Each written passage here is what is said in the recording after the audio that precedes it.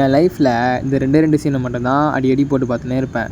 அதில் ஒன்று, டே தம்பி, நீ செத்துருவேன், நான் செத்துருவேன், ஆனால் அடுத்து வர 5 நிமிஷம் இன்னும் 50 வருஷத்துக்கு அப்படியே இருக்கும்டா, விட்டுறாத. ரெண்டாவது,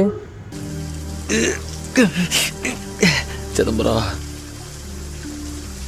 நம்மக்கிட்ட காடு இருந்தால் எடுத்துக்கிடுவானுவ, ரூவா இருந்தால் பிடிங்கிடுவானுவ.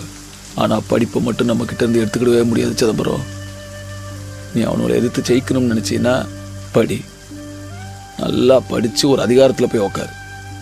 ஆனால் அதிகாரத்துக்கு வந்தப்புறம் அவனுங்க நமக்கு பண்ணுறத நீ எவனுக்கும் பண்ணாம. பகையை வளர்க்குறத விட அதை கடக்கிறது தான் முக்கியம். ஒரே மண்ணில் பிறக்கிறோம், ஒரே மொழி பேசுதோம், இது ஒன்று போததா எல்லாரும் சேர்றதுக்கு? சரிப்பா.